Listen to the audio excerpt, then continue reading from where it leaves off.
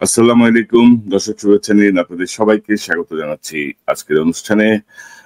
দর্শক, একটি জটিল পরিস্থিতি আবারও তৈরি হয়েছে। গত বছরের জুলাইতে যেমন হয়েছিল তেমনি একটি উম, একটি গোলমেলে পরিস্থিতির মত সৃষ্টি হয়েছে।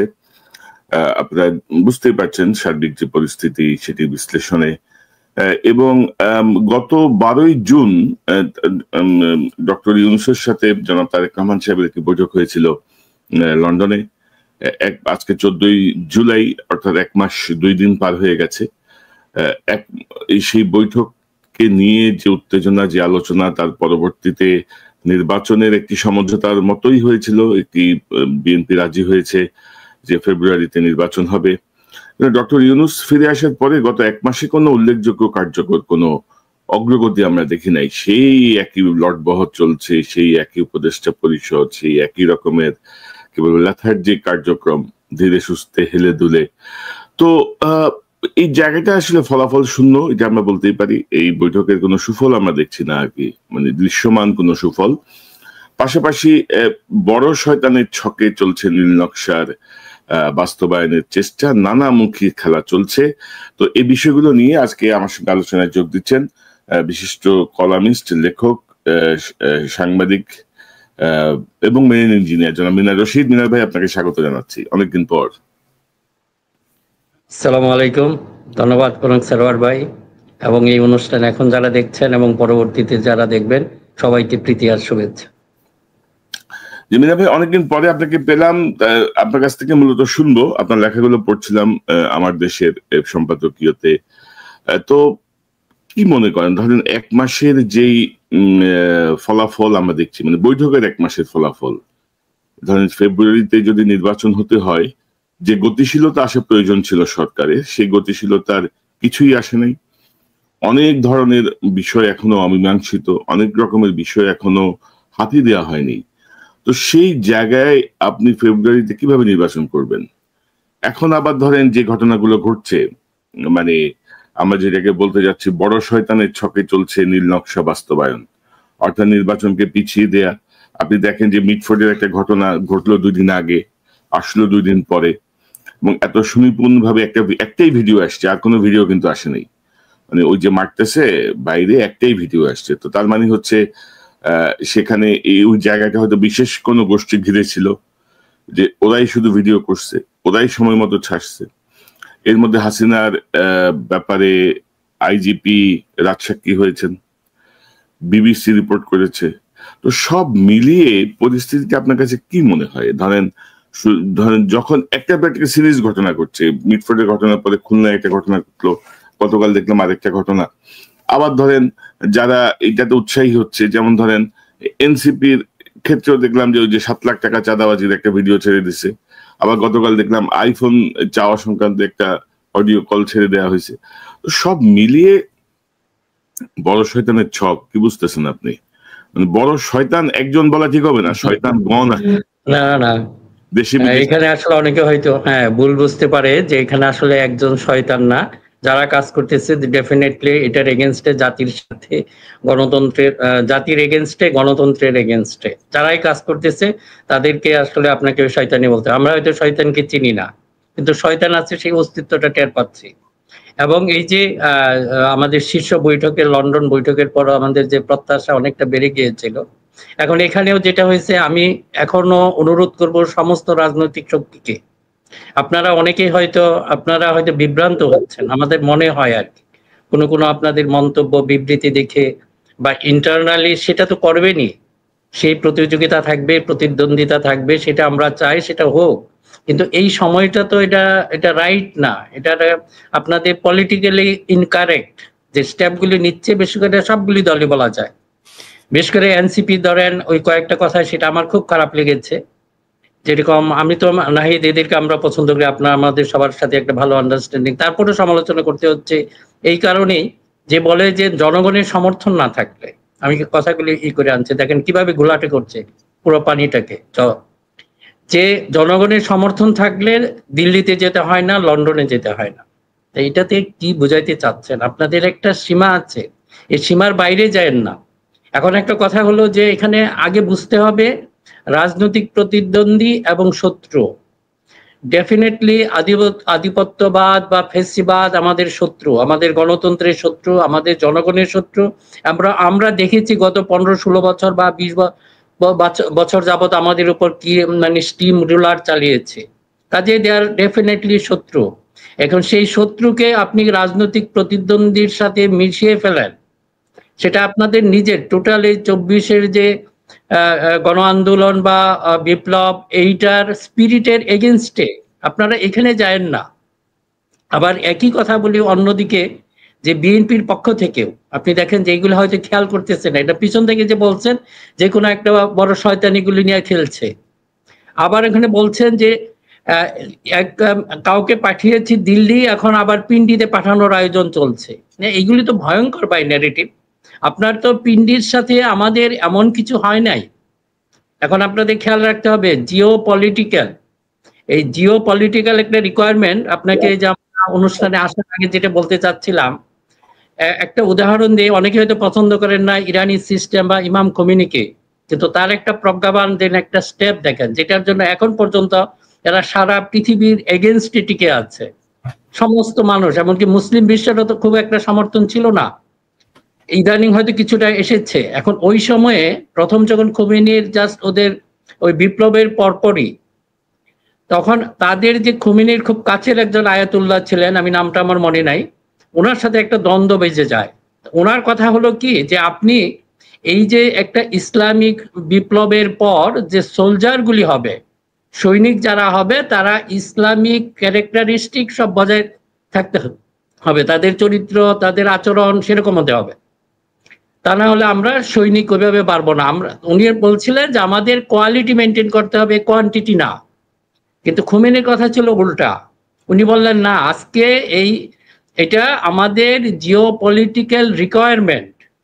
আমি যদি বসে থাকি শুধু ওই ইসলামিক স্পিরিটের সোলজারের জন্য, আমি এই রাষ্ট্রকে প্রোটেকশন দিতে পারবো না, কাজেই আমাকে এদেরকে নিতে হবে।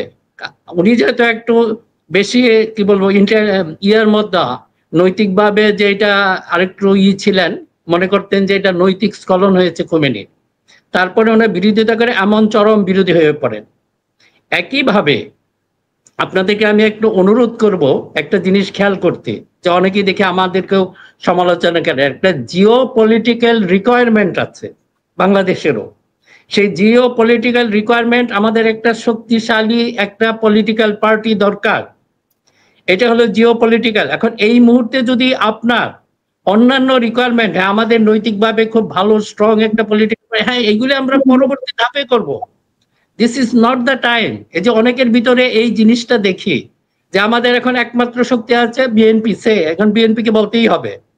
এখন এই দলটাকে যদি আমরা বিভিন্নভাবে বিভ্রান্ত করি, তাদেরকে ঠিকভাবে ফাংশন করতে না দেই, কিন্তু একটা কথা হলেই আমরা দেখি যে একটা খেয়াল করেন কনক ভাই, এটা অনেকে হয়তো বলতে পারবে এটা বিএনপির প্রতি দরদের জন্য না, আমি এটা বলছি আমি আমার দেশপ্রেম থেকে।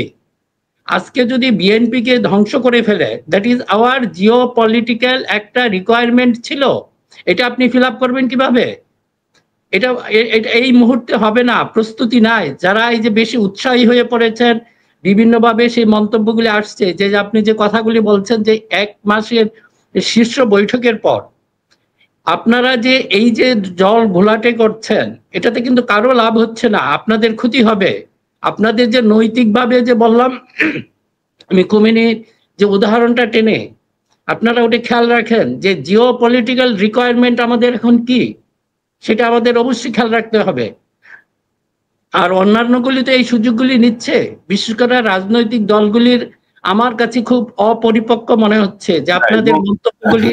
এবং মিনার ভাই, আপনি যেটি বলছিলেন যে ধরেন মানে নতুন রাজনৈতিক দল এনসিপির প্রতি আমাদের কিন্তু ভালোবাসা এখনো মানে অটুটি বলা চলে, এবং চাই কারণ দলগুলি হোক। জি জি, এবং তাদের নেতাদের এখন যারা নেতৃত্বে আছেন তাদের একটা হিউজ অবদান ছিল, তারা নেতৃত্ব দিয়েছেন, জীবনের ঝুঁকি নিয়েছেন। কিন্তু পরবর্তীতে আমরা যেটা দেখলাম যে তারাও কিন্তু যে পুরান ধারা যে রাজনীতি, অর্থাৎ শেখ হাসিনার পালিয়ে যাওয়া আর তারেক রহমানের লন্ডনে যাওয়া, বোথ আর নট সেম, সব কিন্তু একই ঘটনা না, কিন্তু তারা এটাকে নিয়ে আসে। এখন ধরেন রাজনৈতিক ভাবে অনেক কথা বলতে হয়, প্রতিপক্ষকে ঘায়েল করার জন্য বা মাঠ গরম করার জন্য বা নেতা কর্মীদেরকে একটু চাঙ্গা করার জন্য, কিন্তু চাঙ্গা করতে লিমিট আছে, চাঙ্গা করতে যে আপনি একটা ঘটনার সঙ্গে আরেকটা ঘটনাকে এভাবে মিলিয়ে আপনি ইনফ্যাক্ট নিজেদের যে দৈন্য সেটি আপনি প্রকাশ করছেন, বা এটা ধরেন একটি নতুন রাজনৈতিক দল জেনজি যাদেরকে আমরা বলছি, একটা ইয়াং গ্রুপ, তাদের কাছ থেকে এটা কোনোভাবেই প্রত্যাশিত না। এবং ধরেন যে ভাই চাঁদাবাজি বাংলাদেশে কোন দল করে না? বিএনপি অস্বীকার করছে আমরা চাঁদাবাজি করি না, মানে এখন এই অস্বীকার করতো আওয়ামী লীগ। আওয়ামী লীগ চাঁদাবাজি করতো, আকাম করতো, করতেছিল বিএনপি জামাত করছে। এখন বিএনপি কি কোনো ঘটনা অস্বীকার করছে? করে নাই। এবং আমি যেটা বলছি যে এটা মিটফোর্ডের ঘটনাটা, মূল আসামি কিন্তু বাদ দিছে, পুলিশ বাদ দিছে। মূল আসামি যারা, মূল আসামিদের ছবি কিন্তু এই যে নাহিদ, হাসনাদ, এদের সাথে তার ছবি দেখা গেছে। মূল যে আসামি, যে মূল ঘটনাটা ঘটিয়েছে, সে কিন্তু ছাত্রলীগের সঙ্গে রাজনীতির সঙ্গে যুক্ত ছিল, এবং সে কিন্তু ইয়ের সময় মানুষ মারছে, ওই যে আপনার গত আন্দোলনের সময়, জুলাই বিপ্লবের সময় কিন্তু সে অস্ত্র হাতে মাঠে ছিল। তো এখন ধরেন আমি কি বলবো যে এই ঘটনা এনসিপি ঘটাইছে? নো, আমি বলবো না। কারণ কি? কারণ হচ্ছে যে তদন্ত হবে, একটা ঘটনা বা দুর্ঘটনা, অপরাধ, সে অপরাধের দায়টা বের করতে হবে আগে কারা করছে। আর পুলিশ কেন আসামির নাম বাদ দিল? মানে এটা অনুসন্ধান করবে কে? তারপরে ধরেন ইদানিং আমরা দেখছি যে আপনি প্রধানতম রাজনৈতিক দলকে আপনি নো হায়ার করে দিতে চাচ্ছেন। যেমন একটা আওয়াজ উঠছে না যে আওয়ামী লীগের পরে এবার বিএনপি, তো এরপরে কি? এই যে বিষয়টাকে আপনি কিভাবে দেখতেছেন? এই যে ধরেন মানে একটা রাজনীতিকীকরণ, এটা আসলে ট্রেপে কিন্তু আমরা 111 এর পরেও দেখছিলাম কিন্তু, না সুশীললাই। জি, আপনি যদি একটু বলেন এই বিরাজনীতিকরণ। এইটার কিন্তু অনেকগুলি ডাইমেনশন আছে। এটা আপনি যেটা বলেন বিরাজনীতিকরণ, এরা হয়তো অনেকগুলি স্টেপে, প্রথম তো সরাসরি করেছে যে আপনার যেটাকে বলতে পারি আমরা বিষ খাইয়ে মারতে চেয়েছে, এখন আর কি মিঠাই খাইয়ে এটা মারা যায় মানুষকে। কিন্তু আপনি এমন মিঠাই খাওয়ানো শুরু করলেন, ডায়াবেটিস বা অন্যান্য রোগে সেও কিন্তু মারা যেতে পারে। এখন এরকম অবস্থা হয়েছে, আমাদের রাজনীতিকে কিন্তু ওই পর্যায়ে নিয়ে গেছে কয়েকটা গ্রুপে, সবার ভিতরেই। আমি এই জন্য বলবো, বিএনপির মধ্যে বলেন, জামাতের মধ্যে বলেন, এনসিপির মধ্যে বলেন, কেউ এই ব্যাপারে সচেতন না। তারা এই যে পারস্পরিক কলহ বা যেটা লেগে গেছে, একটা লিমিট আছে। কনক ভাই, এটা হলো কি যে আপনার শত্রু থাকতে পারে, আমাদের যেটা রাজনৈতিক হয়তো শত্রু আছে, রাজনৈতিক প্রতিপক্ষ আছে, কিন্তু রাজনৈতিক শত্রু এবং এই যে প্রতিপক্ষ, আইদার আপনার হয়তো বন্ধু আছে, আপনার শত্রু আছে, আমি যে জিনিসটা বলতে যাচ্ছি। আর মাঝামাঝি জায়গাটা হলো আরেকটা পরদ বলেন, এটা হলো প্রতিপক্ষ। এটা কিন্তু আমাদের এই তিনটা রাজনৈতিক দলকেই খেয়াল রাখতে হবে যে আপনাদের সবার কমন শত্রু কিন্তু এখনো আড়ালে আছে। এরাই কিন্তু দেখেন, এই যে আপনার যখন এই যে ইয়ার ঘটনার, মিটফোর্ডের ঘটনাটা হলো, তখন এখানে যে শুধু জামাত বা এনসিপি এটা অংশগ্রহণ করেছে প্রচারে তা না, এখানে কিন্তু পেছন থেকে আওয়ামী লীগও অংশগ্রহণ করেছে। আবার দেখবেন এই দলটাই আবার যদি জামাতের বিরুদ্ধে কোনো কিছু হয়, তাহলে এরা চলে আসে বিএনপির সাথে। মানে এই সমস্যাটাকে আরো একটু বড় করে তুলে ধরে। তো এই ব্যাপারে যদি আপনারা সচেতন না থাকেন, অনেক ব্যাপারে যেটা হচ্ছে কি একটু ভালো করে ইনভেস্টিগেট বা অনুসন্ধান না করে আমরা সেই প্রচারণায় অংশগ্রহণ করি। তো এইটা হয়ে গেছে। এই যে বিরাজনীতিকরণ বললেন, এটা দে আর সাকসেসফুল। ওই পিছন থেকে যে বড় শয়তানের কথা বলেছেন, সে কিন্তু অ্যাক্টিভ, সেই 1-11 থেকেই। এন্ড ওই গ্রুপটা কিন্তু এখনো সক্রিয়, বিভিন্নভাবে এটা আসছে, কখনো বন্ধু সেজে, কখনো শত্রু সেজে, এবং সে একসাথে সব কাজগুলি করছে। কিন্তু হয়তো আমাদের রাজনৈতিক দলগুলি এই ব্যাপারে খুব একটা সচেতন না। এজন্য আমি সবাইকে অনুরোধ করব, যখন আপনারা এই যে পারস্পরিক কাদা চোরাচুরি করেন, this is not the time. আপনাদের কিন্তু এখনো যে মূল টার্গেট অ্যাচিভ হয় না। দেশে গণতন্ত্র এখনো যদি বলেন এখনো ফিরে আসে না। এটা একটা জায়গায় রাখা হয়েছে, এতে সেফ কাস্টডি বলেন আমাদের গণতন্ত্র, বললাম যে doctor Yunus it is in safe custody, কিন্তু এখনো কিন্তু গণতন্ত্র আসে নাই। এই অ্যাচিভ না করা পর্যন্ত যদি আপনারা এই কাদা চোরাচুরি শুরু করেন, তাহলে কিন্তু এটা কারোর জন্যই ভালো হবে না। এটা এই কথাটাই। এবং এই জন্যেই আমাদের সবাইকে একটু সাবধান হতে হবে, কারণ বিরাজনীতিকরণের সেই প্রচেষ্টা এখনো বন্ধ হয় নাই।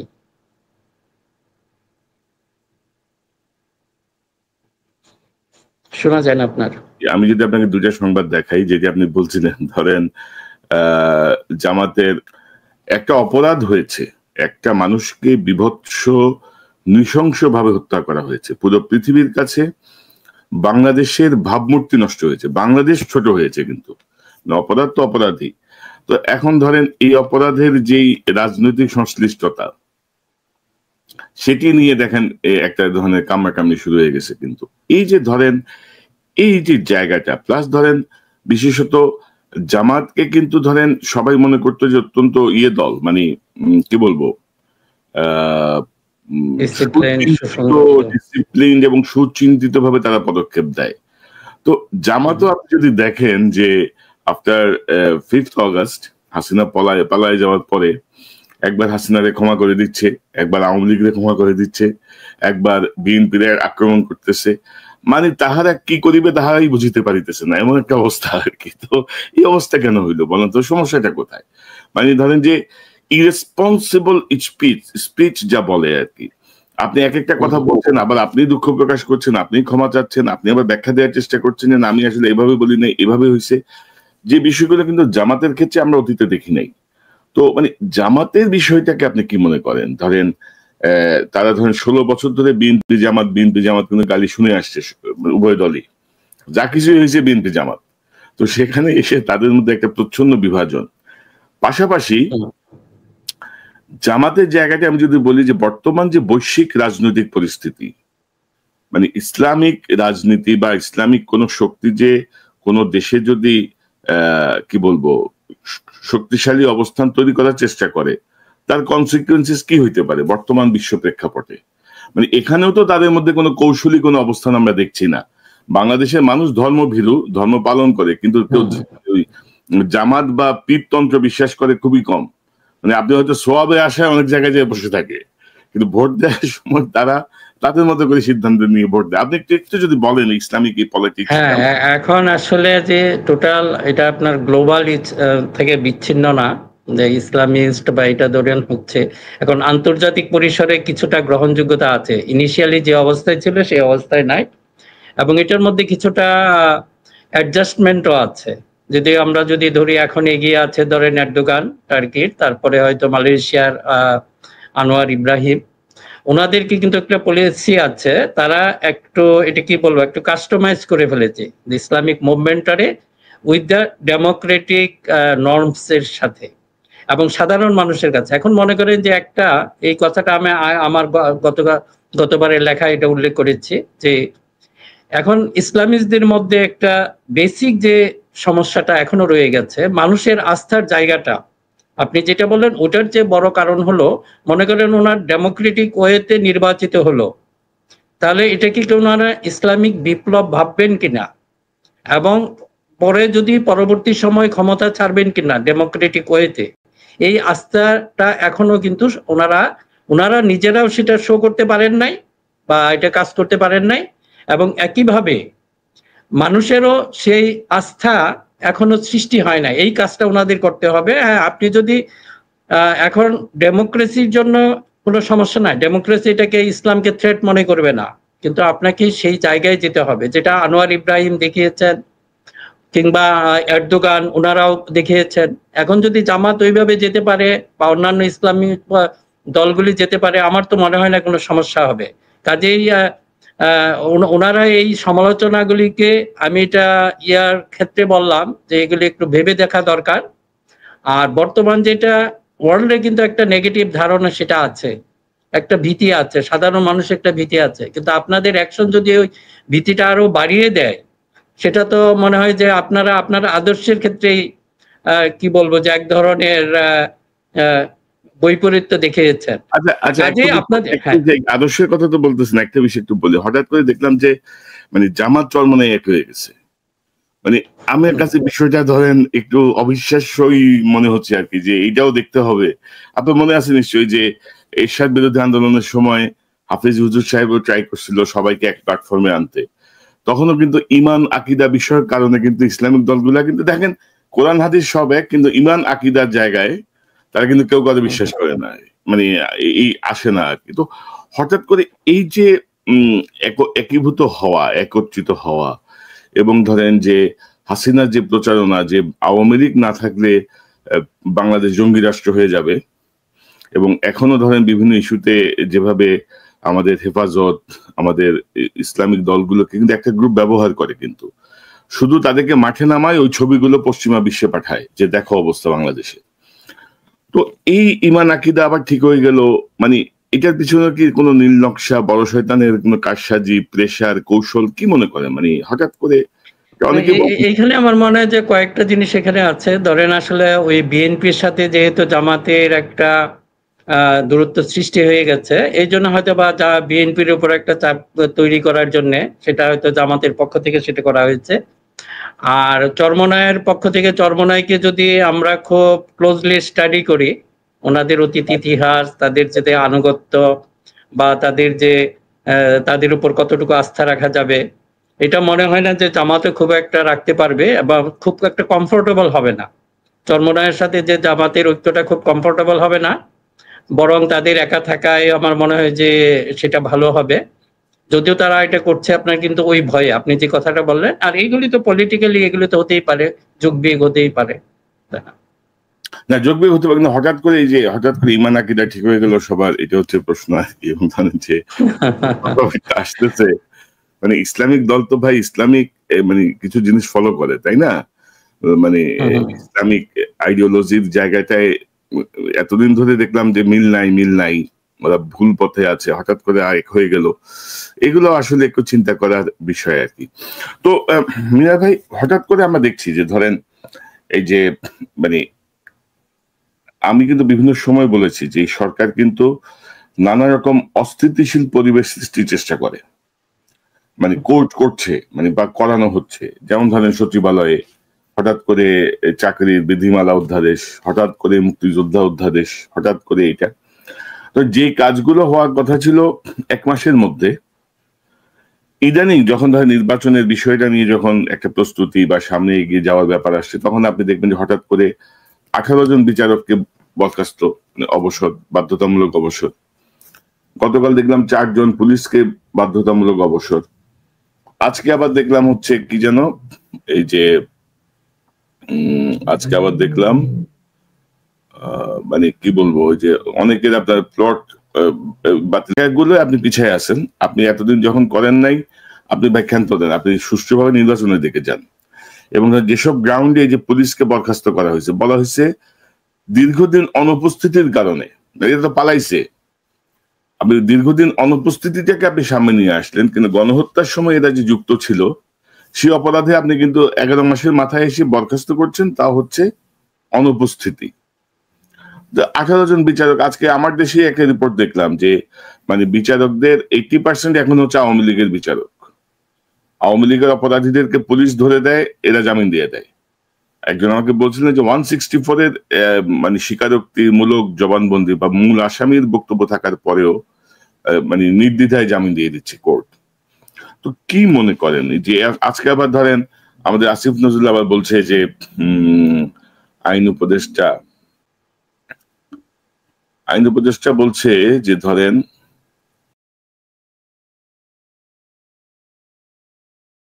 বাকি আছে, ধরেন আপনার যদি ফেব্রুয়ারিতে যদি নির্বাচন হয় তাহলে আর কয় মাস বাকি আছে। তো এই 11 মাসে বিচারের যে নমুনা আমরা দেখছি, তো আপনি জুলাই গণহত্যার বিচার এই সরকারের আমলে যদি হয়, তো এই সরকারের আমল তো হইতে হবে 10 বছরের।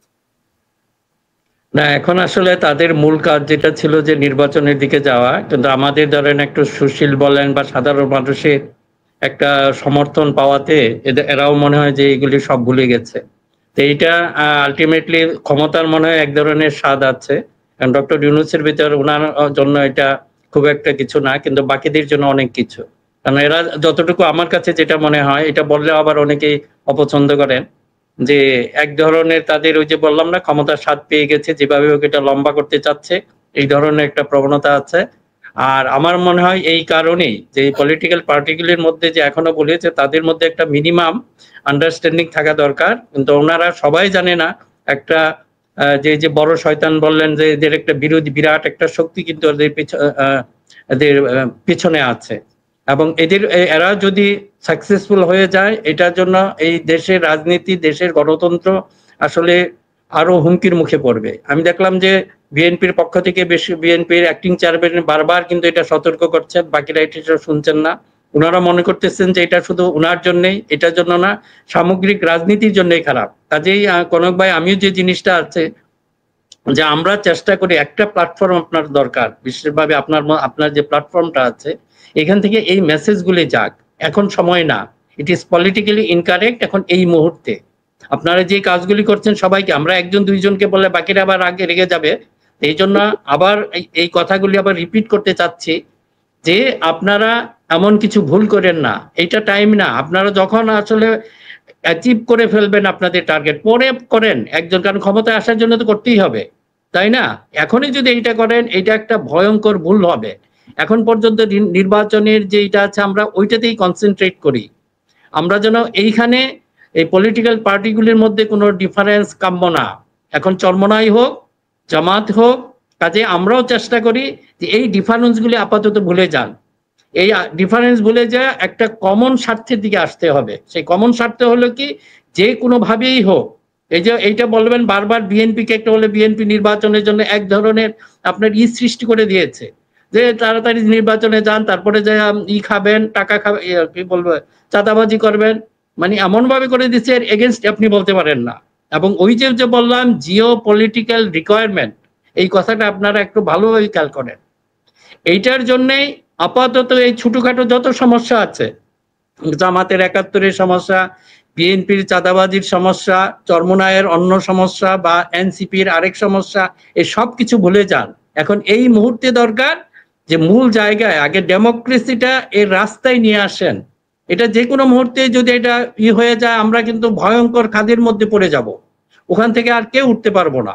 মিনার ভাই, ধরেন ভারতের যেই অবস্থাটা আমরা দেখছি আর কি, ধরেন আমি তো বলবো যে বাংলাদেশের এই ৫৪ বছরের ইতিহাসে মানে শহীদ প্রেসিডেন্ট জিয়াউর রহমানের পরে ডক্টর ইউনূসই ভারতের সাথে চোখে চোখ রেখে কথা বলছে, বা মানে তার যে সেই গার্ডসটা দেখিয়েছে, এর আগে কিন্তু কেউ দেখাইতে পারে নাই, মানে ভারতকে প্রেসারে রাখা। তো সেই জায়গাটায় ধরেন বিএনপি তো ভুল করছেই, আমরা কিন্তু ভারতের জায়গাটা ইদানিং ভুলে যাচ্ছি, এবং হাসিনা যে ওখানে বসে আছে সেটাও ভুলে যাচ্ছি। বাংলাদেশের বহু সেনা কর্মকর্তা, বহু উচ্চপদস্থ গোয়েন্দা কর্মকর্তা ভারতের আশ্রয়ে আছে। তো র কি তাদেরকে এমনি এমনি পুষতেছে? তো র তো এইসব খেলা খেলবেই। আপনি যদি জাস্ট ঘটনাগুলো, মানে মিটফোর্ডের ঘটনা, খুলনার ঘটনা, অমুক জায়গার ঘটনা, টোটাল ঘটনা বিশ্লেষণ করেন, আবার ধরেন এনসিপির চাঁদাবাজির ঘটনাগুলো সামনে আসছে, আবার ধরেন এই যে পরিস্থিতিটা, অর্থাৎ এই মানে আপনি 1/11-এর আগে ২৮ অক্টোবরের লোকে বৈঠার দিকে খেয়াল করেন, যে বিভৎসতা, মানে মিটফোর্ডের ঘটনায় কিন্তু যার পর নাই সবাই কিন্তু মানে আহত, মর্মাহত। এ কি করলো, এটা কি হইলো? প্রাথমিক দায়টা গেল বিএনপির উপরে। ঘটনার প্রকাশিত হওয়া ২ দিন পরে, ঘটনার প্রকাশিত হওয়ার আধা ঘন্টার মধ্যে মিছিল হইলো যে তারেক রহমান জবাব চাই। ইডেন কলেজে ছাত্রদল থাকতে পারবে না, বুয়েটের ছাত্রদল থাকতে পারবে না, জগন্নাথের ছাত্রদল থাকতে পারবে না, অর্থাৎ বিএনপির পোস্টার ছেড়া হচ্ছে। অর্থাৎ ধরেন টোটাল বিষয়টা যদি আমি দেখি একেবারে নির্মোহ দৃষ্টিকোণ থেকে, তাহলে একটা মানে খেলার কিছু আলামতে স্পষ্ট। আবার ধরেন বিএনপি তো ভুল করছে, বিএনপি জাতীয় সরকার চায়নি, বিএনপি চুপ করে সরাইতে চায়নি। বিএনপির যে রোলটায় থাকার দরকার ছিল, বিএনপি তো ছিল না। মানে আমাদের এই যে পাকা রাজনীতিবিদ যা কি ধান্দায় খালি নির্বাচন করছে আমি জানি না, মানে তাদের জন্যই তো ভালো হইতো না, তাদের নির্বাচনের জন্যই তো ভালো হইতো। এখন কনক ভাই, যে দেখেন মিটফোর্ডের ঘটনাটা, এটা কিন্তু আসলে আমাদের টোটাল রাজনীতির এগেনস্টে, টোটাল গণতন্ত্রের এগেনস্টে, কিন্তু আমাদের রাজনৈতিক দলগুলি ভাবছে এটা শুধু বিএনপির এগেনস্টে করা হয়েছে। এটা কিন্তু আসলে একটা মারাত্মক ভুল। আর বিএনপির ব্যাপারে যে জিনিসটা আছে, এটা অবশ্যই সমালোচনা করতে হবে। যে কথাগুলি বললেন, হয়তো দেখেন যে জিয়াউর রহমান বা ম্যাডাম জিয়ার, ওনারা কিন্তু জনগণ তাদেরকে, ওনাদের মানে কি, তাদের মাইন্ডটা সহজে রিড করতে পারতেন।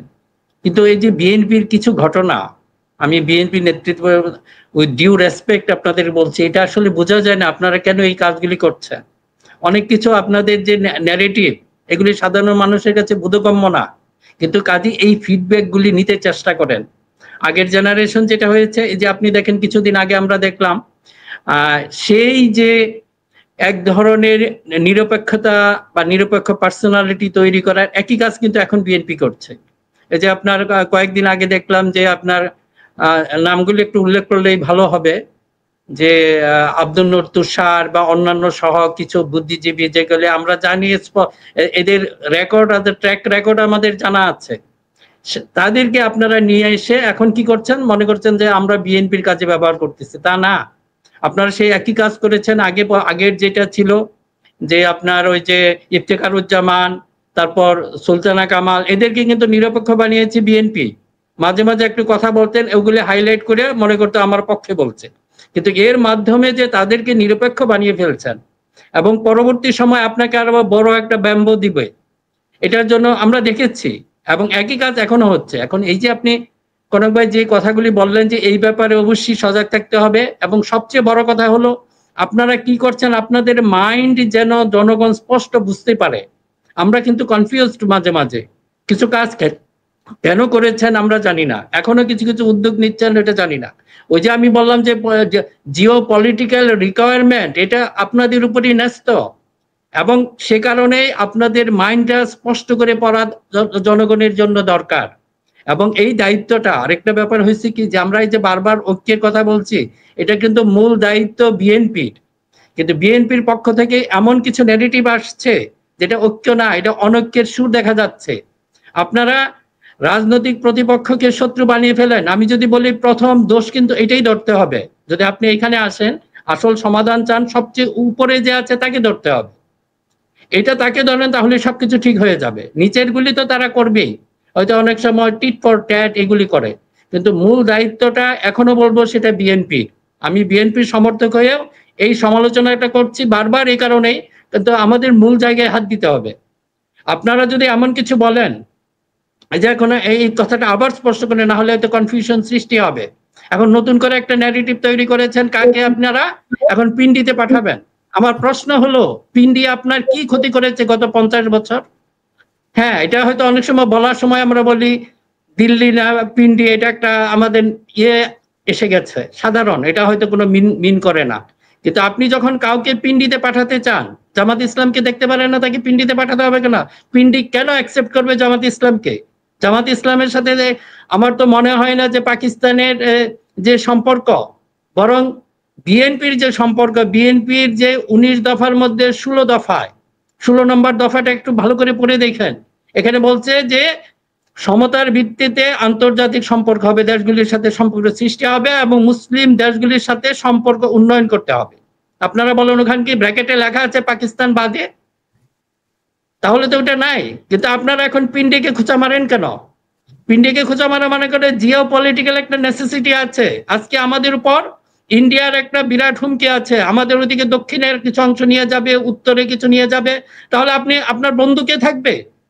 এগুলি তো আমাদের জীবন মরণ সমস্যা, আমাদের লাইফ লাইন হবে। আর সেই লাইফ লাইন আপনারা কাট করতে চাচ্ছেন কিসের জন্য? আমি এই প্রশ্নটা জবাব চাচ্ছি। যারা এই কথাটা বলছেন, আপনি কি জামাতকে অন্যভাবে ডিল করেন? সে আপনার রাজনৈতিক প্রতিপক্ষ না।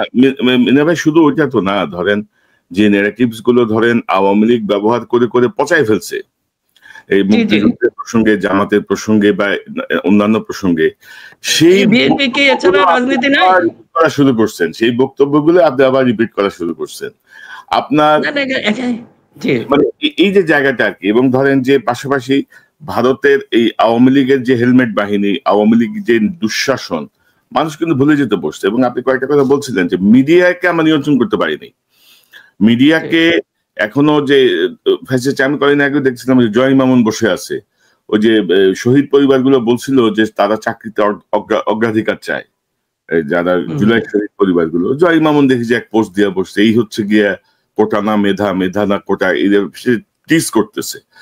অর্থাৎ মানে এই জাতীয় বদমাশের সংখ্যা কিন্তু কম না। আনিস আলমগীর আরেকটা, এগুলো কিন্তু ঘাপটি মেরে বসে আছে। কিন্তু এরা মানে মিডিয়া ম্যানিপুলেট করে কিন্তু পুরো পৃথিবী ওলটপালট হয়ে যায় মিডিয়া ম্যানিপুলেশনের কারণে। মিডিয়া যদি কোনো কিছু ম্যানিপুলেট করতে চায় সংঘবদ্ধ ভাবে, তো সেই জিনিসটা আবারও কিন্তু হচ্ছে। বিএনপির কিছু গর্ধপের দল বিভিন্ন জায়গায় বসে আছে, এগুলো কিছু বুঝেও না, মানে এগুলো কিছু বুঝেও না, লাফাই শুধু। মানে অনেকটা সময় হয় কি যে আমরা আসলে বিএনপির বর্তমান অবস্থার জন্য কিন্তু প্রথম আলো ডেইলি স্টার গ্রুপটা দায়ী। কিন্তু প্রথম আলো ডেইলি স্টার গ্রুপটা, তারা ধরেন যেই ন্যারেটিভস তারা দিচ্ছে, হাওয়া ভবন, তারেক রহমান, সবকিছু মিলায় গত 16 বছরে 17 বছরে আওয়ামী লীগ সেগুলো প্রমাণ করতে পারে নাই এত এত দুর্দান্ত প্রতাপ নিয়েও। কিন্তু ওই যে ন্যারেটিভস এর জায়গাগুলো, এগুলো নিয়ে ধরেন যখন আমরা কথা বলছি, মির্জা ফখরুল জায়গা বললো যে এটা গণমাধ্যমের উপরে আঘাত হচ্ছে, আমরা গণমাধ্যমের উপরে, অদ্ভুত কাহিনী ভাই, তুমি বুঝো না তো কি এত কথা বলো কেন তুমি ভাই? এইগুলি কি গণমাধ্যম? এগুলি তো আসলে গণমাধ্যম না। হ্যাঁ, তো এই যে জায়গাগুলো মানে 18 বছর ক্ষমতার বাইরে থেকে বা এই পরিমাণ নির্যাতনের শিকার হয়েও মানে যেই বোধগুলো তাদের মধ্যে সৃষ্টি হওয়া দরকার ছিল সেটি তো হয় নাই। প্লাস স্থানীয় পর্যায়ে ধরেন চাঁদাবাজি, টেম্পু দখল, টেম্পু স্ট্যান্ড দখল, এগুলো তো হয়েছে রে ভাই। আওয়ামী লীগের লিকুইড মানি নিয়ে আওয়ামী লীগকে শেল্টার দেওয়া হয়েছে। বহু আওয়ামী লীগ নেতা বিএনপিতে যোগ দিচ্ছে, এনসিপিতে যোগ দিচ্ছে, ইভেন কি জামাতেও যোগ দিচ্ছে। এগুলো আপনার বিভিন্ন সময় সংবাদ দেখেছেন পত্রিকায়। কনক ভাই, হ্যাঁ, এখানে একটা জিনিস আপনাকে বলে রাখি, এই যে আসলে এটার দায়িত্ব ছিল, আমাকে একজন বিজনেসম্যান খুব সুন্দর, উনি নাকি কয়েকজন অ্যাডভাইজারকে অলরেডি মানে অ্যাডভাইস দিয়েছিলেন যে আপনারা ওই মুহূর্তে যদি ধরেন এই টাকাগুলি, যে যখন যে নোটগুলি ছিল এগুলো যদি বাতিল করে দিত, তাহলে এই যে বালিশের নিচে যে টাকাগুলি ছিল এগুলি দিয়ে যত কুকর্ম করেছে। এখন এইটাকে আপনি আসলে আমরা একজনের দোষ অন্যকে চাপাই। সরকারের যে দোষগুলি আছে, এই আইন শৃঙ্খলার যে সমস্ত কিছু, এটার জন্য দায়ী কিন্তু স্বরাষ্ট্রমন্ত্রী, বর্তমান পুলিশ। কিন্তু আমরা দেখেন এইটা কথা বলে আমরা কিন্তু দোষটা দিয়ে দিচ্ছি বিএনপির উপরে, যে কথাটা বললেন। এখন আপনি আমাকে বলেন যে পুলিশের সহযোগিতা ছাড়া এই দেশে কি কখনো এই চাঁদাবাজি সম্ভব? এই পুলিশটা কার নিয়ন্ত্রণে? এখন বলে হ্যাঁ সেকেন্ডারি পরে আমরা দোষ দিব, বিএনপিকে আমরা এখান থেকে যদি মুক্ত করে দিই তাহলে তারা সুযোগ নেবে, ওদের উপর একটা চাপ ক্রিয়েট অবশ্যই রাখতে হবে, চাপ রাখতে হবে। কিন্তু মূল দায়িত্বটা কার? আমরা কেন ওই জায়গায় যাচ্ছি না? আমরা যদি প্রথমেই বলি এই মিটফুডের ঘটনা বলেন, এটার জন্য তো হ্যাঁ বিএনপি যেহেতু তাদের দলীয় লোক, তারা একটা দায় অস্বীকার করতে পারবে না, কিন্তু মূল দায়টা তো ছিল সরকারের। কিন্তু আমরা সবচেয়ে হলো কি, আমরা প্রথমে ওই দিকে না যায় বিএনপিকে ধরি, তারেক রহমানকে ধরি। তারেক রহমান তো আর প্রাইম মিনিস্টার না, তার বিরুদ্ধে কেন স্লোগান হয়? এইসব আসলে কিসের লক্ষণ?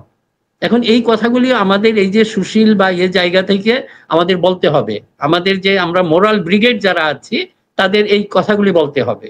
আপনি যদি ওইদিকে না যান, এই জন্য যে জায়গায় সমস্যা ওই জায়গায় হিট করতে হবে, তা না হলে এগুলি সমাধান হবে না। এবং মিনার ভাই ধরেন আমি তো এইসব কথা বলতে যাই যে পরিমাণ গালাগালি দেখি আর কি, মানে জেনজিদের মুখের ভাষার যে নমুনা দেখি আর কি। আবার কিছু কিছু লোক দাড়ি টুপিওয়ালা তারাও যেভাবে কমেন্টস করে, এগুলো দেখলে বোঝা যায় যে এগুলো আসলে কোত্থেকে হচ্ছে, এগুলো আইডেন্টিফাই করার চেষ্টা চলছে। যে মানে গোয়েন্দা সংস্থা অ্যাক্টিভ, ভারতের প্রভাব তো এখনো ধরেন মাঝখানে একটু কম ছিল, আবার কিন্তু সেটা গেইন করছে। এবং ধরেন যে মানে মূল যে জায়গাটা, মানে আরেকটা দুর্ভাগ্যের জায়গা যেটা, যে আমরা ধরেন হাসিনা আমলে বা অতীতে যেটা দেখছি, ধরেন রমনা বটমূলে বোমা হামলা হয়েছে, মানে মুহূর্তের মধ্যে বলে দিল যে এটা বিএনপি জামাত করছে। অমুক জায়গায় বোমা হামলা হয়েছে, অমুক জায়গায় একটা অঘটন ঘটছে, বলে দিল যে এটা বিএনপি জামাত করছে। তো এখনো ধরেন এই এনসিপি বলেন বা ইয়ে বলেন, একটা ঘটনা ঘটছে, বললো যে এটার সঙ্গে বিএনপি যুক্ত। আরে ভাই, আমার বাংলাদেশের প্রয়োজনে তো এটা রুট কজে আমার যাইতে হবে, আমার যেতে হবে না? কেন মানে এখানে তো হামলাকারীর এখন দেখা যাচ্ছে একটা, সে একসময় আওয়ামী লীগ করতো, পরে সে এনসিপির সঙ্গে ছবি তুলে এনসিপির ভিতরে যোগ দিচ্ছে। গতকাল দেখলাম ওই সন্ত্রাস বিরোধী মিছিল থেকে আরেক খুনিকে ধরা হয়েছে, মাহিন। তো বলা হচ্ছে এটা এনসিপির মিছিল ছিল, যদিও আমি এখনো ওইভাবে নিশ্চিত না এটা এনসিপির মিছিল কিনা।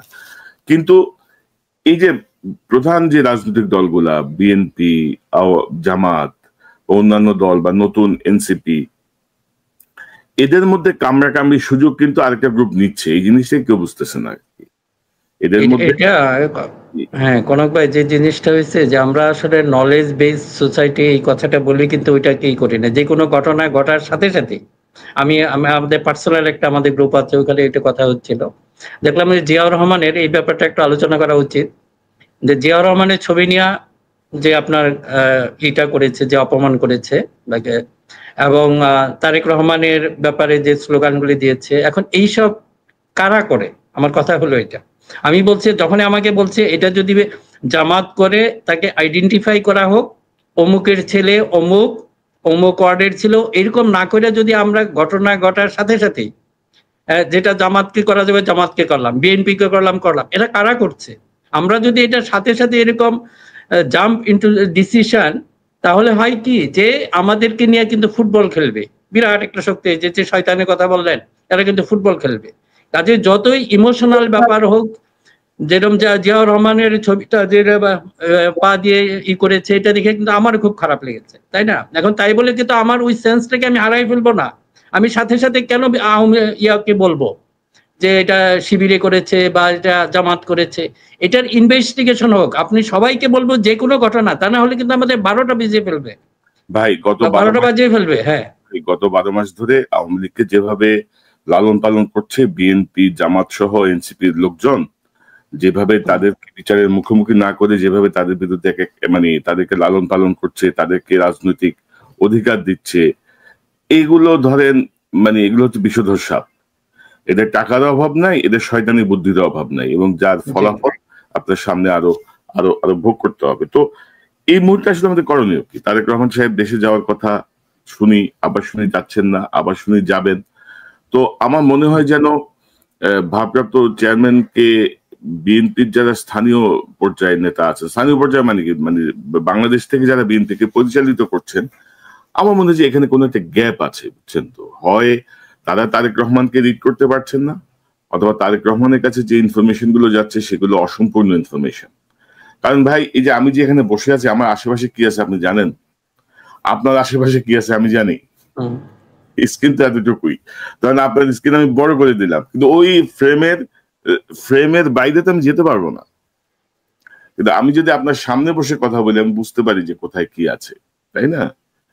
কি আছে কোন মানে এখন তো তারেক রহমান সাহেবের আসলে যত ঝুঁকিই থাকুক, আমার মনে হয় যে মানে কিছু একটা করা উচিত আর কি। মানে এভাবে রান করতে পারে না। আমরা এনসিপির উপর থেকে ক্রমাগত আস্থা হারাচ্ছি। জামাতের ক্ষেত্রে যেই মানে বিচক্ষণ সিদ্ধান্ত নেওয়া দরকার ছিল, জামাতের বর্তমান নেতৃত্ব সেটিতে আমাদেরকে হতাশ করেছেন, এনসিপি হতাশ করেছেন, বিএনপির কিছু নেতা তো হতাশ করছেই ভাই, এটা তো বলার অপেক্ষা রাখে না।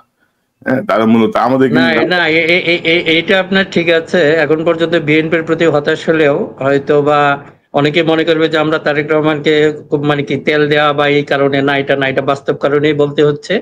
এখনো মানুষের যে মানে একটা আস্থার জায়গায় কিন্তু উনি রয়ে গেছেন। এখন কাজে আপনি যে অনুরোধ করেছেন, আমারও একই কথা। আমি পার্সোনালি হয়তো ওটাই বলছি যে ওনার দেশে আসা উচিত, দেশে আসা উচিত। হ্যাঁ, ঝুঁকি তো থাকবেই, আমরা রাজনীতি করি, সেটা তো ঝুঁকি তো থাকবেই। ওনার দেশের জন্য এই ঝুঁকিটা নিতেই হবে। আর কারণ উনি না আসলে আমার মনে হয় না যে এগুলি কন্ট্রোল করতে পারবেন। হয়তো দেশে আসলে অবস্থার অনেক পরিবর্তন হয়ে যাবে, যে মানুষের যে জায়গাগুলি। হ্যাঁ, এবং আমি এখানে যদি যোগ করি, আপনি যদি দেখেন যে একটা অংশ কিন্তু চায় না তারেক রহমান সাহেব দেশে আসুক। আপনি যদি দেখেন, আমি কিন্তু সুব্রত বাইন নাটক, সুব্রত বাইন মানে প্রায় 66-67 বছরের একটা বুড়া সন্ত্রাসী হেরে নাকি লন্ডন পাঠাবে কাহিনী করার জন্য, বুঝছেন তো? এটা নাকি আমাদের গোয়েন্দা সংস্থার বিশাল আবিষ্কার, এক ধরনের ভীতির সৃষ্টি। আপনি যদি গত কয়েক মাস আগে সোশ্যাল মিডিয়া দেখেন, দেখবেন যে কিছু পণ্ডিত বের হয়েছে সাবেক এক সেনা প্রধানের বক্তব্যের উদ্ধৃতি দিয়ে, নাম প্রকাশে অনিচ্ছুক, বলা হচ্ছে তারেক রহমান দেশে ফিরলে এরকম এরকম হবে। এবং এই যে ধরেন মাঝখানে বলা হয়েছিল না যে জুলাই শেষ নাগাদ তিনি দেশে ঢুকবেন, এখন দেখেন মিটফোর্ড সহ অন্যান্য ঘটনা ঘটিয়ে এমন একটা পরিস্থিতি তৈরি করা হচ্ছে যে যেন উনি না আসেন। তো আমার মনে হয় যে এগুলো আসলে ওভারকাম কিভাবে হবে, আপনি যদি কি মনে করেন? না, এখন হয়েছে কি, আপনারা যে ওনার সিকিউরিটি থ্রেট অবশ্যই আছে বিভিন্ন জায়গায়, এটা আমিও ফিল করি বা অন্যান্য যারা। তারপরেও কিন্তু এখন এত সহজ হবে না যে তারেক রহমানের উপর কোনো কিছুই করা। এইটা জনগণের উপর অনেকটা, মেনলি তো হলো আল্লাহর উপর, জনগণকে সেটা তো আছেই, জনগণের উপর ওনার একটা অবশ্যই আস্থা আছে। আর আল্লাহ ডেফিনেটলি, এটা আমরা একজন মুসলমান হিসেবে সেটাও বিশ্বাস করতে হবে। কাজে এই মুহূর্তে আমার কাছে মনে হয় যে এই জটিলতাগুলি এটা আরো বাড়তে থাকবে উনি যদি এখান থেকে দূরে থাকেন। কিন্তু আমার কাছে মনে হচ্ছে হয়তো উনি আর বেশি দিন থাকবেন না, অতি সত্বরই আসবেন, এটা আশা করি। এবং এটা আমার এক ধরনের ওনার প্রতি দাবি, জনগণেরও দাবি, উনি দেশে আসুন, মরলে আমরা একসাথে মরবো, অসুবিধা কি? দেশের ভিতরে তো মরতে তো হবেই। উনি ওই নিয়ে আসলে সেটা জনগণ সবচেয়ে বেশি উদ্দীপ্ত হবে, এবং এটার জন্য এবং অনেক রাজনৈতিক জটিলতা দূর হয়ে যাবে। কারণ উনি বাইরে বসে ওই যে কথাটা বলেন, ছোট্ট ফ্রেম থেকে কিছু দেখেন, উনি পুরো ফ্রেমটাকে যখন দেখতে পারবেন, ওনার অ্যাকশন নেওয়া খুব সহজ হবে। ওনার আন্তরিকতা আছে। এই যে বললেন যে চাঁদাবাজির ব্যাপারে অবশ্যই উনি ডিনাই করেন নাই, ৪,০০০-এর উপরে কিন্তু অলরেডি শাস্তি দেওয়া হয়েছে। উনি আর কি করবেন? ওনার তো যা করার ম্যাক্সিমাম করে ফেলেছেন। এখন যদি প্রশাসন হাতে থাকতো, এবং এই কথা বললেও, হ্যাঁ বলেন ভাই, ধরেন এই ৪,০০০ বহিষ্কারের মধ্যে সরকার কয়জনকে অ্যারেস্ট করছে? দুইটা ঘটনা। সেটা তো সরকারের দায়িত্ব ছিল। ধরেন যে চাঁদাবাজদেরকে ধরছে বা কোনো সন্ত্রাসীকে ধরছে, স্থানীয় পর্যায়ে দেখা গেল যে তাদেরকে আবার থানা ঘেরাও করছে। এটা হয়, এটা সব আমলেই হয়। ঘেরাও করে কাউকে, এটা তো করছে আপনার ওই লোকাল যারা, ওদের সাপোর্টাররা, লোকাল সাপোর্টাররা। কিন্তু পার্টি থেকে জি, দল থেকে কিন্তু এটা কি করা নাই। যে আপনি লোকাল সাপোর্টারদের থানা ঘেরে আপনি আসামি ছাড়বেন কেন? আপনি সেনাবাহিনী যাবেন, গুলি করেন প্রয়োজনে পায়ের মধ্যে, যে ভাগ। বিএনপি কি কোনো হস্তক্ষেপ করছে? বহিষ্কারের পরের দায়িত্ব তো সরকারের। সরকার কি বিএনপি কে আরেকটা হেলমেট বাহিনী বানাতে চাচ্ছে, যে দেখো তোমাদের জন্য সব ফ্রি, তোমরা যা খুশি তা করো, দল বহিষ্কার করলে আমরা তোমাদেরকে কিছু বলবো না, তোমরা তোমাদের কাজ চালায় যাও? তো এই জায়গাগুলোর সমাধান কি? না, এখন কনক ভাই, যে এই যে জিনিসটা হয়েছে, যে আমাদের এটা আমি আবার বললাম, যে এই যে টেম্পোবাজি বলেন বা এগুলি বলেন, যে এই যে প্রচারণা যেটা হয়েছে, এটা তো সত্যতা অবশ্যই আছে, এবং এটার বিরুদ্ধে যে একটা এটাকে ব্যবহার করা, প্রচারণা না বলে, যে এই জিনিসটাকে হয়তো আমাদের শুধুমাত্র যে বিএনপির এগেনস্টে ব্যবহার করা হচ্ছে তা না। আপনারা কিন্তু খেয়াল রাখেন, এটা কিন্তু আমাদের টোটাল সামগ্রিক রাজনীতি, আমাদের গণতন্ত্রের এগেনস্টে ব্যবহার করা হচ্ছে। এটা আপনারা বুঝতে পারতেছেন না, যারা মনে করতেছেন এখান থেকে অনেকে হয়তো ফায়দা নিতে চাচ্ছেন, পলিটিক্যাল ফায়দা বা অন্যান্য, এটা কিন্তু একটা মারাত্মক ভুল হবে। সবাইকে একসাথে যেতে হবে এবং এইগুলি স্বীকার করতে হবে। আপনার যেটা হচ্ছে যে ডিনায়াল অফ দ্য ট্রুথ এখন আর সম্ভব না। এখন বিএনপি হোক বা যে কোনো দলই হোক, এগুলি তো আপনি কিভাবে রাখবেন? আপনার যদি 18 কোটি মানুষের হাতে এখন প্রায় আপনার ক্যামেরা আছে, এরা সিটিজেন জার্নালিস্ট হয়ে গেছে, যে কোনো কিছু তুলে ফেলবে। কাজেই এখনকার প্রেক্ষাপট এটা কিন্তু যারা পরবর্তী ক্ষমতায় আসবেন তাদেরকে কিন্তু অবশ্যই ভাবতে হবে এটাকে কিভাবে ডিল করবেন। শুধু এখন যে গণমাধ্যম শুধু না, গণমাধ্যমকে ডিল করা, সামাজিক সোশ্যাল মিডিয়াকে ডিল করা, এটাকেও কিন্তু আপনাদের পলিসির মধ্যে নিতে হবে। তা নাহলে কিন্তু এটা একটা আসলেই খুব জটিল অবস্থা হয়ে দাঁড়াবে। আর এই কারণে আমি সবার প্রতি অনুরোধ থাকবে, আপনারা এই ছোটখাটো যে ডিফারেন্স এগুলি থাকবেই, আপনি এটা কখনোই করতে পারবেন না, কিন্তু এইগুলি আমাদের ভুলে যে আমাদের বৃহত্তর স্বার্থে এক হতে হবে। আমরা যদি এই কাজটা না করি, কিন্তু যে ক্ষতি হয়ে যাবে শুধু বিএনপির হবে না, এটা কিন্তু সবারই হবে। এবং যদি এই যে কচুকাটা যে হবে, যেটা আমরা তো জানি সম্ভাব্য, এটার হাত থেকে কেউ রক্ষা পাবেন না, এবং এরা ভয়ঙ্কর, আমরা দেখেছি। কাজে এইগুলি রাজনৈতিক প্রতিপক্ষকে শত্রু বানায়েন না, আর শত্রু মিনিমাইজ করে ফেলেন। আর এটা, হ্যাঁ, এটা সময় আছে, আপনি আগে টার্গেট অ্যাচিভ হয়ে নেই, আমাদের গণতন্ত্র ফিরে আসো, পরে গণতান্ত্রিক ফাইট বা আমরা সেটা করবো, একজন আরেকজনের সাথে করবোই। কারণ আমি ক্ষমতায় যেতে চাই, আপনিও ক্ষমতায় যেতে চান, এটা না, this is not a time. আর আপনার হচ্ছে সোশ্যাল মিডিয়া কন্ট্রোল করা বা সোশ্যাল মিডিয়ার করা মানে গালাগালি করা না, মানে মামাসি ধরে গালাগালি করলেই মনে করে যে মানে অতীতের ধারাবাহিকতা আর কি, মনে করে যে ডিসি গাইলে, আরে বেটা মানে this is not the way. এবং বিএনপি তো ধরেন স্থায়ী কমিটির সদস্য সহ কিন্তু আমাদেরকে গালাগালি করে, হ্যাঁ, মানে এটা এক ধরনের মজা পাইছে আর কি। এটা বুঝেই নাই যে বহু রক্ত চক্ষু অতিক্রম করে আমরা এই কাজগুলো করে যাচ্ছি গত 15-16 বছর ধরে। তো যাই হোক, এগুলা ধরেন হয় কি, একটা দল যখন কিছু শেখে না, বা বাংলাদেশের জনগণও তো খুব সহজে বিভ্রান্ত হয়ে যায়, মানে ভুলে যায় অনেক কিছু। তো সেই জায়গাটা থেকে আমি জানি না, আমরা যে চেষ্টাগুলো করছি সেই চেষ্টার সুফল আসলে আমরা ভেবে পাচ্ছি না। বিশেষ করে যে অপদার্থ অন্তর্বর্তীকালীন সরকার ডক্টর ইউনূসের নেতৃত্বে, বারবার বলা সত্ত্বেও কোনো পরিবর্তন হয়নি। তারেক রহমান সাহেবের সঙ্গে বৈঠকের পরে নির্বাচনের তারিখ এগিয়ে আসার পরেও যে পরিবর্তন বা গতিশীলতা প্রয়োজন ছিল সেটা হয়নি। এখন নানা রকমের পরিস্থিতি সৃষ্টি করে আমার ধারণা তারেক রহমান সাহেবের দেশে ফেরাটা ঠেকানো এবং নির্বাচনটাকে আরো প্রলম্বিত করা। কারণ আপনি জানেন যে 2 সপ্তাহ আগে জামাতের আমির বলছে এই পরিস্থিতিতে কিসের নির্বাচন, মানে কাহিনীটা কি রে ভাই, এত সুশীল হয়ে গেলেন আপনারা? কি নির্বাচন কি 5 বছর পরে হইলে কি আপনার ভোট বাড়বে আরো মনে করেন আপনি? বাড়বে না। তো যাই হোক, এখন এই জায়গাগুলো কে কারে বোঝাবে ভাই বলেন? এখন আমাদের, এবং এই কারণেই করক ভাই যেটা হয়েছে, যে এটা সমস্ত সমাধান হবে যদি তারেক রহমান উনি দেশে ফিরে আসেন তাহলে পরিস্থিতি অনেকটা নির্বাচনমুখী হয়ে পড়বে আমার কাছে যেটা মনে হয়। I feel this one. এবং জামাত সহ অন্যান্য যারা আছেন, আমি পজিটিভ অর্থে আপনাদেরকে বলবো যে আসলেই এখন কি বলবো, সামগ্রিকভাবে আপনারা তাকান যে বিএনপি বিপদে পড়লে আপনার যে লাভ হবে এটা কিন্তু না, এটা কিন্তু খেয়াল রাখেন। পিছনে গিয়ে যে অনেক কিছু আছে সেটা হয়তো আপনিও জানেন না। কাজেই বিএনপি বিপদে পড়লে জামাতের লাভ হবে, ক্যালকুলেশন কিন্তু সহজ না, কিংবা এনসিপি লাভ হবে, এটা সহজ না। বিপদ সবার একসাথেই আসবে। এবং সবার প্রতি অনুরোধ। হ্যাঁ, এবং ধরেন আমি তো পার্সোনালি বা আমরা কয়েকজন মিলে কিন্তু আমরা কিন্তু ইউনূস সাহেব কিন্তু সমর্থন দিচ্ছিলাম, কিন্তু আমরা চাচ্ছিলাম যে সিস্টেমের পরিবর্তন হোক।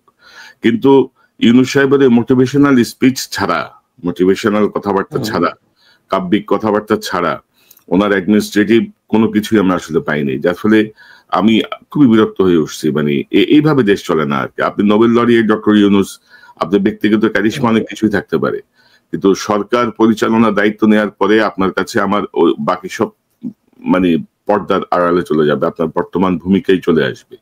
সেই জায়গাতে আপনি আসলে কি করছেন, এবং আপনি এখনো সে অপদার্থ গুলারে নিয়ে হালচাষ করতেছেন। আপনি মহান, আপনি কেন্দ্রিক আবর্তিত হচ্ছে আর কি। মানে আপনি হাইলাইটেড, আপনার পেছনের একদল মানে কতিপয় ছাগল ধ্বংস করে দিচ্ছে সবকিছু। দুই একজন আছে ভালো কাজ করছে, কিন্তু সেটা হাতে গোনা, এতটাই নগণ্য যে রাষ্ট্রের সাথে রাষ্ট্রের যেই পরিবর্তন, এত জীবন দানের পরে, এত জনসম্পৃক্ত বিপ্লবের পরে এই জাতীয় মানে লেথার্জিক কার্যক্রম সমর্থন করার কোনো কারণ নাই আর কি, কোনোই কারণ নাই। এবং আপনার এই বিপ্লবই আপনারা ভুলে গেছেন কিনা কে জানে, মানে এই যে এরকম একটা বিপ্লব পরবর্তী আসছেন সেটাই ভুলে গেছেন কিনা আল্লাহ মালুম।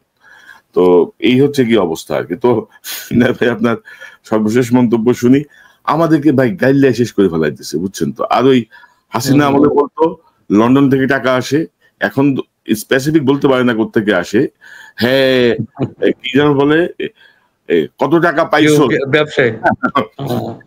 কত টাকা পাইছোস, বুঝছেন তো। বিএনপি সমালোচনা করেন, বিএনপি গাইলে শেষ করে ফেলাবে। এনসিপি তে কিছু বলেন, এনসিপি গাইলে শেষ করে ফেলবে। বিএনপির পক্ষে কিছু যাক, এনসিপি জামাত মিলে গাইলে শেষ করে ফেলাবে। ভাই এইটা কি ধরনের জিনিস দাঁড়াচ্ছে? না, এক বছরও তো পুরে নাই এই পরিমাণ রক্ত এবং এই পরিমাণ জীবনের পরে এই পরিমাণ অসহিষ্ণুতা, এই পরিমাণ ব্যক্তি কেন্দ্রিক মানে আত্মকেন্দ্রিক বা নিজেই ক্ষমতায় যাব, হ্যান করব ত্যান করব, এটা কি মানে কোনো কথা হইলো বলেন তো? আচ্ছা, আমার সর্বশেষ যে কথাটা হলো যে আজকে তো অনেক সমালোচনা করেছি, যে আমরা সবার প্রতি অনুরোধ থাকবে যে এই সমালোচনাগুলি এটা হলে আমরা কারেক্টিভ, আপনাদের ধ্বংস করার জন্য করি না। আপনারা যেগুলি করেন বা পিনাকিদা এবং ইলিয়াস, অনেকে হয়তো বিএনপি নট কমফোর্টেবল, হয়তো পিনাকিদার একটু সমস্যা। আমি একটু রিকোয়েস্ট করব যে ওনাকে, যে এই যে আমাদের এটা বুঝতে হবে, আমরা যদি এই যে বললাম জিও পলিটিক্যাল রিকোয়ারমেন্ট, এখন এটাকে যদি হ্যাঁ আমরা পারফেক্ট চাই, পারফেক্ট সেটা হয়তো পরবর্তী সময় হতে পারবে, কিন্তু যেটা আমরা সমালোচনার জন্য কোনো টোটাল ইনস্টিটিউশনটাকে যেন আমরা না করি। আমার যে রিকোয়েস্ট হলো, আর আপনাদের প্রতি যেটা করে এগুলো আসলে না বুঝে করে, আমি বলবো যে অনেকে যেটা করছে, কিন্তু টপ লেভেল থেকে আপনি যেটা বলছেন হয়তো অনেকেই করে, মিড লেভেলে আমি বলবো। এগুলা নিয়ে আমাদের কোনোই মাথা ব্যথা নেই, আপনি যা খুশি তা করেন। আমি জানি যে আমি কি করছি, আমি জানি যে আপনার ইয়ার সাথে আপনি, হ্যাঁ তাই না। সো আপনার কিছুই যায় আসে না, কারণ এইসব যদি আপনি ধরেন, হাসিনার আমলে তো মানে গোয়েন্দা সংস্থার পেইড এজেন্টরাই কাজ করছে আমাদেরকে ডিমোরালাইজ করার জন্য। তো এখনো সেই প্রক্রিয়া অব্যাহত আছে। গোয়েন্দা সংস্থা যে উজ্জ্বল হয়েছে সেটা আমি বলছি না, তারাও আছে, আওয়ামী লীগ আছে, মানে সব মিলাই যে পরিস্থিতিটা আর কি। এবং আরেকটা গুরুত্বপূর্ণ বিষয় জাস্ট একটু হাইলাইট করে আমরা অনুষ্ঠানের শেষের দিকে শেষ করব। ধরেন গতকাল একটা পরিস্থিতি তৈরি, আর এবার একটা মামলা করছে একজন, তার আবেদনের উপরে তুই রুল দে, কি কারণে তোরে যে চিহ্নিত ওই যে হাসিনার ভাগ্নি টিউলিপ, তারটা সহ কেন স্থগিতাদেশ দিতে হবে? সে তো এই মামলা এখনো পক্ষভুক্ত হয়নি, তাই না? মানে দেখেন, এগুলো কিন্তু সব কিন্তু খেলা, কিন্তু আমরা ওভারঅল কিন্তু মনে করি যে ও আচ্ছা দিছে হাইকোর্ট, কিন্তু মানে এটা নিয়ে কে কথা বলবো বলেন তো? ওইখানে তো মুরব্বী আসিফ নজরুল বসা, মুরব্বী আসিফ নজরুল বুঝে এগুলা, নাকি সেই করাইতেছে আল্লাহ জানে। তো যাই হোক মিনা ভাই, আপনাকে অসংখ্য ধন্যবাদ। আপনার লাস্ট মন্তব্যটা একটু শুনি। হ্যাঁ, যেটা বলছিলাম যে আপনাদের ব্যাপারটা যে জিনিসটা আমার মনে হয় যে জনগণ সেটা বুঝতে পারবে, আর আমরা যদি আলটিমেটলি দেশের ভালো চাই, দেশের গণতন্ত্রের ভালো চাই, কাজে এটার মধ্যে সমস্যা হবে না, একটু ডিফারেন্স থাকবে, কিন্তু এই ডিফারেন্সটা যেন স্থায়ী কোনো ক্ষতির কারণ না হয়, সেটার দিকে আমরা যদি সবাই খেয়াল রাখি তাহলে আর কোনো সমস্যা হবে না। আর আপনারা যে কাজগুলি করছেন আপনাদের বিশেষভাবে ৩ জনের উপর অনেকেই খুব নাখুশ, সেটা থাকবেই ইন্ডিভিজুয়ালি, কিন্তু আমার শুধু অনুরোধ থাকবে যে আমরা যেন ওই ইনস্টিটিউশন গুলিকে ধ্বংস না করে দিই, এটা এমন সমালোচনা যেন না করি যেটার ওটা ক্ষতি হবে। ঠিক আছে, ভালো থাকবেন। আপনাকে অসংখ্য ধন্যবাদ আপনার মূল্যবান অংশগ্রহণের জন্য। আপনি একটু ফ্রি থাকেন নিয়মিত, আপনি যেন পাই আগের মতো, আপনি অনেক ব্যস্ত হয়ে গেছেন, আমরা নিয়মিত ভাবে আপনার বিশ্লেষণ শুনতে চাই, কথা বলতে চাই। আপনাকে অসংখ্য ধন্যবাদ।